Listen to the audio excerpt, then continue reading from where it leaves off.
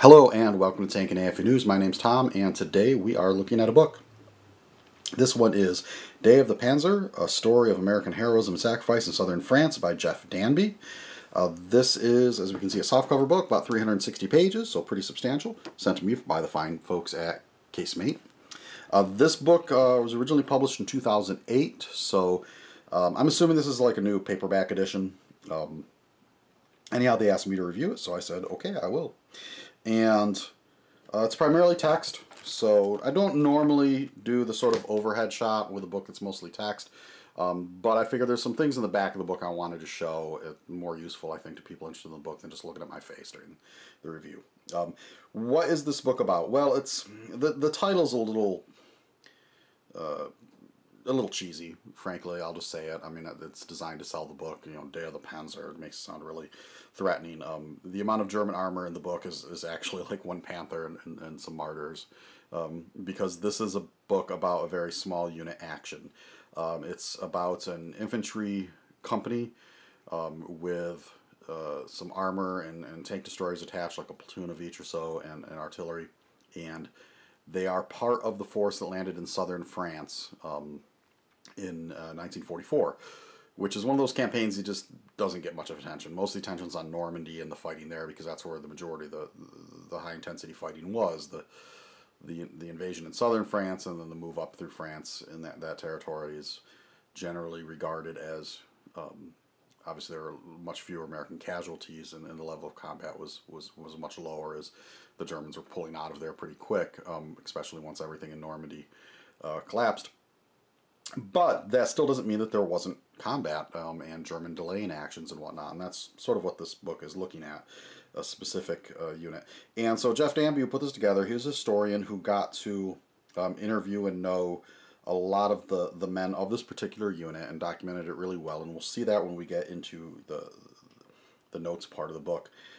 And so he wrote the story of this particular action, and it is obviously a book of this length. It's described in pretty great detail. It's well written and engaging. And, you know, it's interesting. There are times where he's describing the actions of individual people in the book, and, you know, I'm sort of like, this almost reads a little too much like a novel. But the fact that he has so many notes and did so many interviews, that I think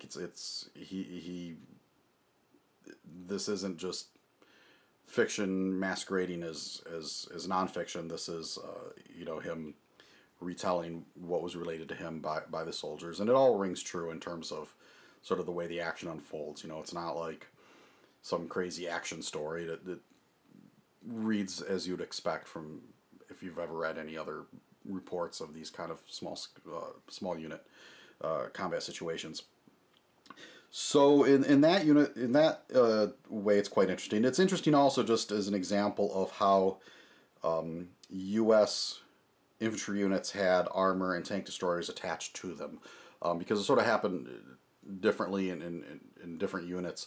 You know, in this particular one, the tank platoon and the tank destroyer platoon is attached directly to an infantry company, so very small scale parsing out of the armor assets to the infantry. As far as the book itself, so we'll look at it here. Like I said, it's mostly text, but he does include maps, which is nice, of this, so you get a general sense of both the larger strategic situation and the situation facing this particular unit. In the middle of the book, roughly, there is a photo section. Let's see. Well, here we go. Quite a few photos, so that you can have, if you're somebody like me who kind of needs to have visual representations of the characters to help you remember them while you're reading, this is nice, because he's got photos of a lot of the soldiers that were involved in this particular action. And so a decent amount of photos. You know, what you'd expect in a book like this. It's primarily text. And then at the end here, so we have an epilogue, and then right around page and postscript here, hold on, bear with me, people. So here, yes, so the whole back 80 pages or so is appendices. So you've got the roster of awards for the unit. You've got the medals that were awarded, casualties, lots of information about this specific unit that is covered in this book. Then you've got glossary of terms, acronyms, abbreviations. You got these nice organizational charts, which is a level of detail that most sort of books of this nature don't get into. So that's nice as well. So here you can see the tank platoon, company headquarters, the infantry rifle company. Lots of good background information, and then, like I said, notes. The notes section is quite extensive, so that's good to see. So this is a serious work of history. It's, even though at times it reads almost like a novel in the way the story's told, it's based on, as you can see, a lot of interviews, notes, and research. So that's the kind of stuff we like to see. And then bibliography. So yeah, that is, and of course index again. So this is $24.95 in the United States, or $18.99 in the UK.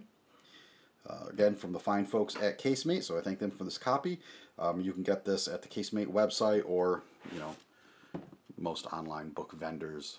So Day of the Panzer, if you're looking for a detailed and engaging description of a small unit U.S. armor infantry action against German armor force, then this is worth picking up.